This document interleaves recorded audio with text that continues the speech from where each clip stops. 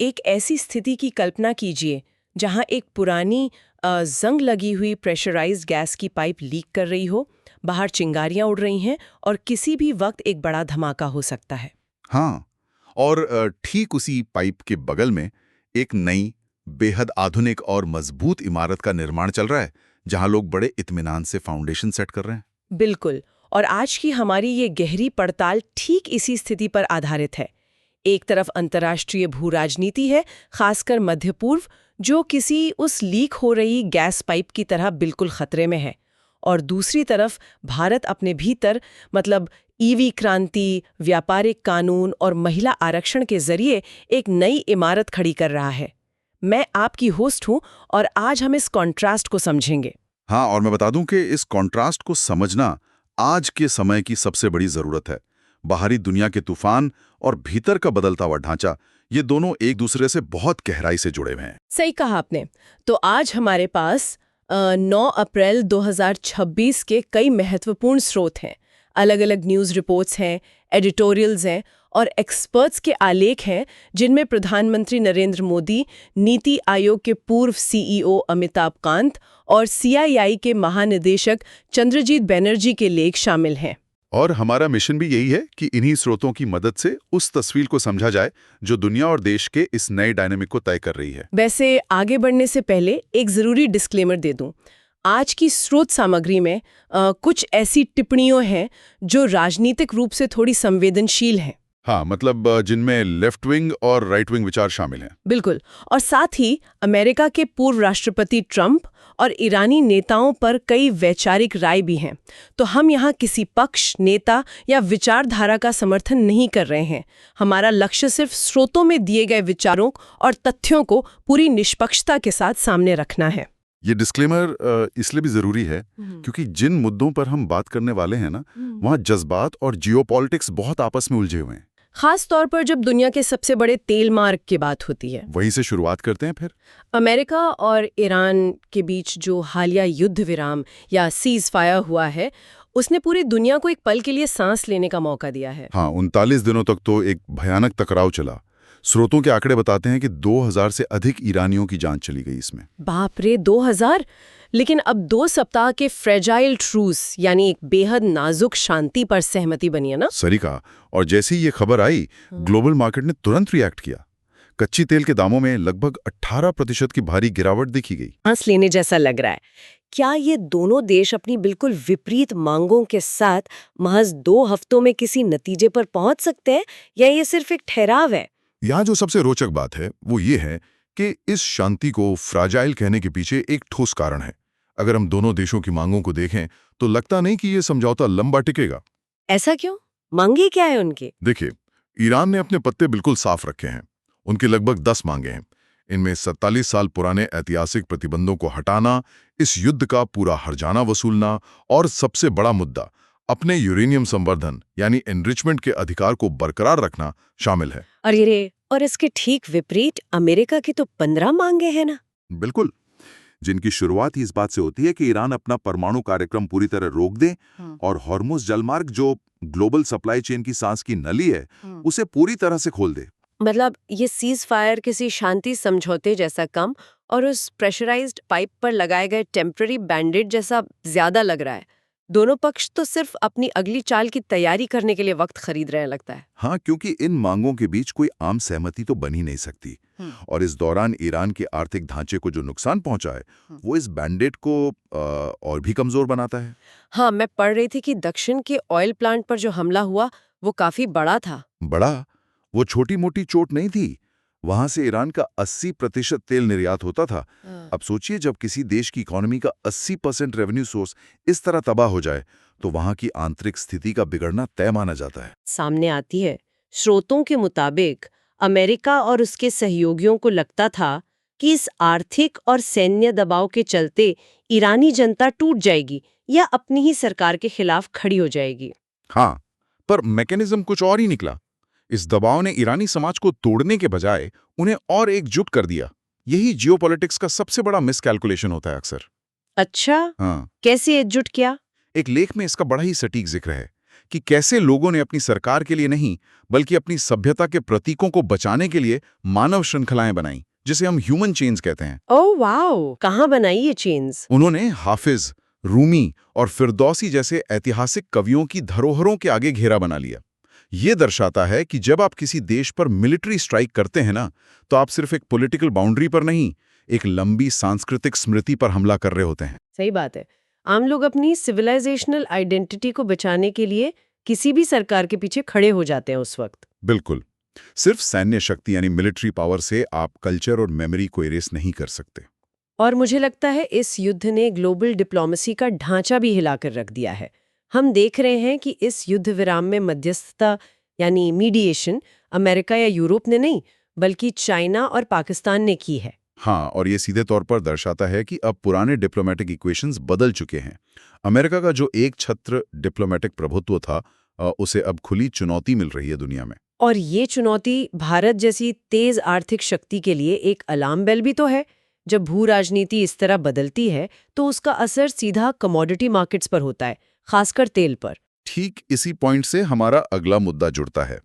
देखिए, हॉर्मुज़ जलमार्ग से पूरी दुनिया का लगभग 20% ऊर्जा संसाधन गुजरता है। हाँ, और रिजर्व बैंक ऑफ इंडिया ने आगाह भी किया है कि इस अस्थिरता की वजह से क्रूड ऑयल $85 तक पहुंच सकता है। अगर तेल का दाम इतना बढ़ता है तो इसका असर सीधा आम जनता की जेब, एमएसएमई के लॉजिस्टिक्स कॉस्ट और देश की आर्थिक रफ्तार पर पड़ता है। तो इस खतरे का सामना करने के लिए भारत की ईवीज यानी इलेक्ट्रिक व्हीकल्स को लेकर जो अप्रोच है, अब वो सिर्फ ग्रीन टेक तक सीमित नहीं रह गई है। ये तो सीधा राष्ट्रीय सुरक्षा का मुद्दा लग रहा है मुझे। अमिताभ कांत का जो आलेख स्रोतों में है ना, वो इसको बहुत क्लियरली फ्रेम करता है। उन्होंने बताया कि भारत की 87% कच्चे तेल की जरूरत आयात पर निर्भर है। 87%? ये तो किसी भी देश की इकोनॉमी के लिए बहुत बड़ी वीकनेस है। हाँ, इसलिए उन्होंने एक ठोस 5 सूत्रीय योजना पेश की है, जिसका पहला लक्ष्य 2030 तक आईसी यानी इंटरनल कंबशन इंजन या पेट्रोल डीजल गाड़ियों को चरणबद्ध तरीके से मार्केट से हटाना है। यहाँ पर बात सच में बहुत दिलचस्प हो जाती है। उनकी बाकी योजना क्या है? दूसरा पॉइंट क्या था? दूसरा पॉइंट है सीएफए मानकों को और सख्त करने का। CAFE मानक। ये CFA थोड़ा टेक्निकल लग रहा है, इसको आसान शब्दों में समझा सकते हैं। आसान शब्दों में कहें तो CFA यानी कॉर्पोरेट एवरेज फ्यूल इकोनॉमी। ये सरकार का एक तरीका है ऑटो कंपनियों पर दबाव डालने का। इसका मतलब है कि कार बनाने वाली कंपनियों को अपनी पूरी फ्लीट की एवरेज माइलेज को एक तय नियम के अंदर रखना पड़ता है। अच्छा, मतलब अगर उनकी गाड़ियां ज्यादा तेल पीती हैं तो क्या उन्हें भारी पेनल्टी देनी पड़ती है? बिल्कुल। नतीजतन उन्हें मजबूरन ईवी बनानी पड़ती हैं ताकि उनका एवरेज बैलेंस हो सके। आज भारत में ईवी कार्स का मार्केट शेयर सिर्फ 4% है, जबकि चीन में यह आंकड़ा लगभग 50% को छू रहा है। 50%? वाह। और तीसरा बिंदु क्या है? तीसरा और सबसे ज्यादा ध्यान खींचने वाला आंकड़ा भारी वाहनों से जुड़ा है। देश में कमर्शियली ट्रक्स का शेयर सिर्फ 3% है आज की तारीख में। सुनने में तो यह आंकड़ा बहुत छोटा लगता है। छोटा लगता है, लेकिन यही ट्रक्स 45% कार्बन उत्सर्जन करते हैं और देश के टोटल डीजल कंजम्पशन का एक बहुत बड़ा हिस्सा निगल जाते हैं। इसलिए PM E-ड्राइव योजना के तहत 10,900 करोड़ रुपए का बजट सिर्फ पब्लिक ट्रांसपोर्ट और भारी वाहनों के इलेक्ट्रिफिकेशन पर फोकस कर रहा है। अच्छा, और चौथी बात जो अमिताभ कांत कहते हैं वो शायद चार्जिंग इंफ्रास्ट्रक्चर के बारे में है। उन्होंने मल्टी स्टोरी बिल्डिंग्स के लिए राइट टू चार्ज कानून लाने का जिक्र किया है ना। हाँ, जैसे राइट टू इन्फॉर्मेशन है, वैसे ही राइट टू चार्ज। यानी अगर कोई बड़ी बिल्डिंग में रहता है तो RWA या बिल्डर उसे EV चार्ज करने से रोक नहीं सकता। ये तो बहुत प्रैक्टिकल सोल्यूशन है। लेकिन इन सब बातों के बीच उनकी जो 5वीं बात है ना, उसने मेरा ध्यान खींचा। वो एक बड़ी जियोपॉलिटिकल सच्चाई को सामने रखती है। आप चाइना वाली बात कर रही हैं ना? हाँ, वही। देखिए, हम पेट्रोल के लिए खाड़ी देशों के ऑयल कार्टेल से बचना चाहते हैं, ठीक है, लेकिन दुनिया के 80% बैटरी मार्केट पर चाइना का कब्जा है। तो क्या हम मिडिल ईस्ट के पॉलिटिकल रिस्क से बचने के चक्कर में अनजाने में चाइना की इकोनॉमिक और बैटरी मोनोपोली के ट्रैप में नहीं फंस जाएंगे? अगर हम इसको बड़ी तस्वीर से जोड़कर देखें तो ये सबसे महत्वपूर्ण सवाल है, और इस योजना का 5वां बिंदु इसी मैकेनिज्म को एड्रेस करता है। कैसे एड्रेस कर रहा है इसको? देखिए, सिर्फ गाड़ियों को इलेक्ट्रिक कर देना काफी नहीं है। हमें पूरी की पूरी सप्लाई चेन का भारतीयकरण करना होगा। भारतीयकरण मतलब मिनरल्स की सोर्सिंग भी यहीं से करनी होगी? हाँ, इसका मतलब है मिनरल्स जैसे लिथियम और कोबाल्ट को ग्लोबली सोर्स करना, उनकी रिफाइनिंग देश के अंदर करना, बैटरी सेल्स खुद बनाना, पैक असेंबली लगाना और यहाँ तक कि पुरानी बैटरीज की रिसाइकलिंग के लिए एक आधारभूत ढांचा खड़ा करना। अच्छा, यानी जब तक ये अ से लेकर जेड तक का इकोसिस्टम देश के अंदर नहीं बनेगा, एनर्जी आत्मनिर्भरता का दावा थोड़ा खोखला ही रहेगा। बिल्कुल। मुद्दा अब सिर्फ एनवायरनमेंट बचाने का नहीं बचा, मुद्दा अब सप्लाई चेन की सुरक्षा का है। सही बात है। और बाहर की दुनिया जब अस्थिर होती है तो सिर्फ आपके इलेक्ट्रिक ग्रिड को सक्षम नहीं होना पड़ता, आपके आंतरिक व्यापारिक माहौल को भी मजबूत होना पड़ता है। अगर हमें चाइना को काउंटर करने के लिए डोमेस्टिक मैन्युफैक्चरिंग बढ़ानी है तो एक ऐसे माहौल की जरूरत है जहां देश का व्यापारी बिना किसी डर के फैक्ट्री लगा सके। और यहीं से स्रोतों का अगला हिस्सा सामने आता है, जन विश्वास 2.0 बिल। हाँ, इसके बारे में CII के महानिदेशक चंद्रजीत बैनर्जी का लेख बहुत डिटेल एनालिसिस करता है। ये समझना जरूरी है कि सालों से देश में कंप्लायंस का ढांचा था कैसा। देखिए, पहले एक MSME यानी छोटे उद्यमी को छोटी छोटी तकनीकी गलतियों के लिए जेल जाने का डर सताता था। अच्छा, छोटी गलतियों के लिए जेल। हाँ, पर जन विश्वास 2.0 के तहत 23 मंत्रालयों के 79 केंद्रीय अधिनियमों में लगभग 784 प्रावधानों में संशोधन किया गया है। 784 प्रावधान, ये तो बहुत बड़ा नंबर है। और इसमें से 717 को डीक्रिमिनलाइज यानी अपराध की श्रेणी से बाहर कर दिया गया है। ये ऐसा है जैसे किसी ने गलती से पार्किंग की पर्ची नहीं काटी और उसे सीधा जेल भेज दिया जाए। अब उस व्यवस्था को सुधारा जा रहा है। मान लीजिए किसी छोटे फैक्ट्री ओनर ने कंप्लायंस फॉर्म भरते वक्त एक बॉक्स गलत टिक कर दिया। पुराने कानून के तहत इस टेक्निकल गलती के लिए सीधे जेल की सजा का प्रावधान था। वही तो, इस डर की वजह से व्यापारी का पूरा ध्यान इनोवेशन या बिजनेस बढ़ाने पर नहीं लगता था। हाँ, वो बेचारा तो वकीलों और कचहरियों के चक्कर काटने में ही फंसा रह जाता होगा। और इस मैकेनिज्म का नतीजा ये था कि अदालतों में करीब 5 करोड़ केसेस पेंडिंग हो गए। 5 करोड़ केसेस, ये आंकड़ा तो सच में डरा देने वाला है। जब जुडिशियल सिस्टम ऐसे मामूली कंप्लायंस की गलतियों में उलझा रहेगा तो गंभीर अपराधों के लिए न्याय में देरी होना तय है। बैनर्जी का लेख वाजे करता है कि इन 717 प्रावधानों में अब जेल की सजा हटाकर सिर्फ आर्थिक जुर्माना या एडमिनिस्ट्रेटिव एक्शन तय किया गया है। पर एक बात क्लियर कर दूं, जो अपराध सच में गंभीर हैं, जैसे पर्यावरण को बड़ा नुकसान पहुंचाना या श्रमिकों की सुरक्षा के साथ खिलवाड़ करना, उनके लिए कड़े नियम अब भी बरकरार हैं। यानी यहाँ एक बहुत बड़ा फिलोसॉफिकल शिफ्ट हो रहा है। ये सिर्फ कानूनी संशोधन नहीं लग रहा मुझे। सही पकड़ा आपने, ये एक रेगुलेटरी फिलॉसफी का बदलाव है। सरकार पहले ये मानकर चलती थी कि हर व्यापारी डिफॉल्ट रूप से कानून तोड़ना चाहता है। एक सस्पिशन या शक का अप्रोच था वहां पर। लेकिन अब जन विश्वास 2.0 इस बेसिक अजम्पशन पर आधारित है कि ज्यादातर लोग नेक नियत से अपना बिजनेस चलाते हैं। क्रिमिनलाइजेशन से निकलकर ट्रस्ट की तरफ कदम बढ़ाया जा रहा है। अब ये शक से भरोसे की ओर जो सफर है ना, यही देश की आर्थिक नींव को सच में भूकंपरोधी बनाएगा। जब डोमेस्टिक मार्केट में व्यापारी बेखौफ होकर रिस्क लेगा, तभी हम उन बैटरीज, उन ईवी ट्रक्स और उस नई सप्लाई चेन का निर्माण कर पाएंगे जिसकी बात हमने कुछ देर पहले की थी। दोनों चीजें एक दूसरे पर डिपेंडेंट हैं। बिल्कुल। और जब हम भरोसे और ट्रस्ट की बात कर ही रहे हैं तो क्या एक सच्चा लोकतंत्र अपने समाज के सबसे बड़े हिस्से यानी अपनी आधी आबादी पर भरोसा किए बिना सच में आगे बढ़ सकता है? नहीं, बिल्कुल नहीं। व्यापार में ट्रस्ट जरूरी है, लेकिन गवर्नेंस में ट्रस्ट और रिप्रेजेंटेशन उससे भी ज्यादा बड़ा मुद्दा बन जाता है। यही हमारी चर्चा को प्रधानमंत्री के लेख की तरफ ले जाता है, जिसमें नारी शक्ति वंदन अधिनियम के जमीन पर उतरने का जिक्र है। लोकतांत्रिक ढांचे के रूप में ये एक ऐतिहासिक मोड़ है।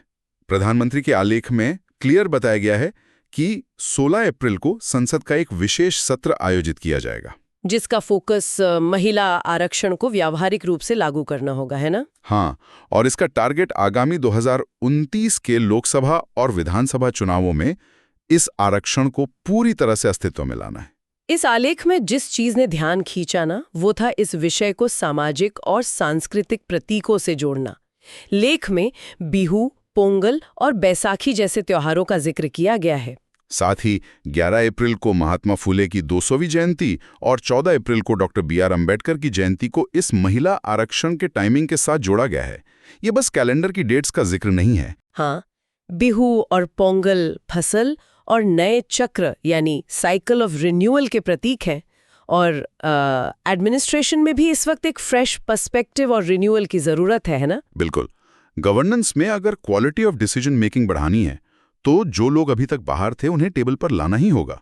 पर एक सवाल है मेरे मन में, दशकों से कमिटियां बन रही थीं, बिल आ रहे थे, डॉक्टर अंबेडकर और महात्मा फूले ने जो सामाजिक न्याय की नींव रखी थी उसे राजनीतिक और ढांचागत रूप से जमीन पर उतारने में इतना समय क्यों लगा? ये एक बहुत जरूरी सवाल खड़ा करता है। लेखक इसका जवाब देता है, किसी भी मार्जिनलाइज्ड ग्रुप को सीधे पॉलिटिकल लीडरशिप में पुश करने से पहले जमीनी स्तर पर एक इकोसिस्टम बनाना पड़ता है। मतलब आप सीधा टॉप फ्लोर नहीं बना सकते, पहले जमीन तैयार करनी पड़ती है। ठीक वही बात। पिछले 11 वर्षों में ग्राउंड जीरो पर जो काम हुआ, जैसे बैंकिंग सिस्टम में महिलाओं का फाइनेंशियल इंक्लूजन, जहां करोड़ों नए अकाउंट्स खुले, मुद्रा लोन्स के जरिए उन्हें आर्थिक रूप से सक्षम बनाना।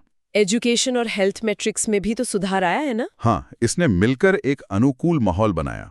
जब एक बड़ी आबादी फाइनेंशियली और सोशली अपनी आवाज उठाने की स्थिति में आती है, तब जाकर ऐसा बड़ा विधायिक कदम न सिर्फ लागू करना संभव होता है, बल्कि सिस्टम उसे सस्टेन भी कर पाता है। अच्छा, तो इसका नतीजा क्या होगा? नतीजा ये होगा कि जब पॉलिसीज बनेंगी तो उनमें एक ऐसी संवेदनशीलता और प्रैक्टिकल अप्रोच आएगी जो पहले शायद मिस हो रही थी। तो इस सब का आखिर मतलब क्या है? अगर हम इन चारों अलग अलग मुद्दों को ध्यान से देखें तो इनके बीच का धागा बिल्कुल साफ नजर आता है। शुरुआत हमने एक अनस्टेबल पाइप और भूकंप के एपिसेंटर से की थी। हाँ, अमेरिका और ईरान के बीच का वो नाजुक युद्ध विराम जिसमें कब एक और चिंगारी भड़क जाए और ग्लोबल सप्लाई चेन तबाह हो जाए, किसी को नहीं पता। तो उस जियोपॉलिटिकल तूफान से निकलने का रास्ता सिर्फ ये नहीं है कि हम बैठकर शांति की प्रार्थना करें। रास्ता ये है कि हम अपनी इंटरनल मैकेनिज्म्स को इतना रोबस्ट बना लें कि कोई भी बाहरी झटका हमें गिरा ना सके। और वो इंटरनल मैकेनिज्म्स वही हैं जिनकी हमने चर्चा की। ऊर्जा के क्षेत्र में ईवी क्रांति और डोमेस्टिक सप्लाई चेन बनाना, ताकि हॉर्मुज़ जलमार्ग में चलने वाली गोलियां हमारी इकोनॉमी को जख्मी ना करें। और व्यापार के क्षेत्र में जन विश्वास 2.0 के जरिए छोटे उद्यमियों को डर से आज़ादी देना, सिस्टम में ट्रस्ट लाना। और गवर्नेंस में महिला आरक्षण लागू करके समाज की उस आधी आबादी पर भरोसा जताना जिनके अनुभव इस देश के ढांचे को सच में बदल सकते हैं। ये पूरा लैंडस्केप एक ऐसे देश की कहानी कहता है जो दुनिया की अनिश्चितताओं के बीच अपने भीतर की नींव को लगातार डीप और सॉलिड कर रहा है। लेकिन चर्चा को खत्म करने से पहले स्रोत सामग्री में दबे हुए एक छोटे से बिंदु पर सोचना जरूरी है। आप उस थॉट की बात कर रही हैं जो हमारे सारे अनुमान बदल सकता है? हाँ, वो हॉर्मुज़ जलमार्ग पर लगने वाले टोल का विषय। जरा 1 मिनट के लिए कल्पना कीजिए, माफ कीजिएगा, कल्पना कीजिए अगर ये नाजुक युद्ध विराम टूट जाता है और ईरान जो अभी युद्ध हर जाने की मांग कर रहा है, एक नया तरीका निकालता है। अच्छा, कैसा नया तरीका? अगर वो घोषित कर दे कि हॉर्मुज़ जलमार्ग से गुजरने वाले हर अंतर्राष्ट्रीय कमर्शियल जहाज को अब से एक अनिवार्य टोल या शुल्क देना होगा और इस टोल को वो अपना युद्ध हर जाना बताए, तो इसका क्या असर होगा? बाप रे! अगर ऐसा हुआ तो ये हमेशा के लिए मैरिटाइम लॉ यानी अंतर्राष्ट्रीय समुद्री कानून के बेसिक स्ट्रक्चर को ही बदल कर रख देगा। वही तो, अगर एक देश ने शुरुआत की तो कल को दुनिया के हर स्ट्रेटेजिक चोक पॉइंट पर यही सिस्टम लागू हो सकता है ना? बिल्कुल। और इसका मतलब होगा कि दुनिया भर की इन्फ्लेशन और ग्लोबल शिपिंग कॉस्ट का समीकरण हमेशा के लिए शिफ्ट हो जाएगा। फिर चाहे आप कितना भी ईवी बना लें या आत्मनिर्भर हो जाएं, ग्लोबल ट्रेड का एक स्थायी टैक्स हर किसी को चुकाना ही पड़ेगा। ये बहुत बड़ा पॉइंट है। तो सवाल ये है कि क्या दुनिया एक ऐसे नए आर्थिक यथार्थ के लिए सच में तैयार है जहां किसी एक रीजन का आंतरिक टकराव पूरी दुनिया के सप्लाई चेन का परमानेंटली हिस्सा बन जाए? ये सवाल सच में किसी को भी बेचैन कर सकता है। इससे यही पता चलता है कि उस गैस पाइप के बगल में खड़ी इमारत को अपने फाउंडेशन के साथ साथ अपने फायरवॉल्स को भी कितना मजबूत रखने की जरूरत है। आज की इस गहरी पड़ताल में जुड़े रहने के लिए और इन जटिल भू राजनीतिक और आंतरिक मुद्दों को विश्वास के साथ समझने के लिए बहुत बहुत धन्यवाद। धन्यवाद।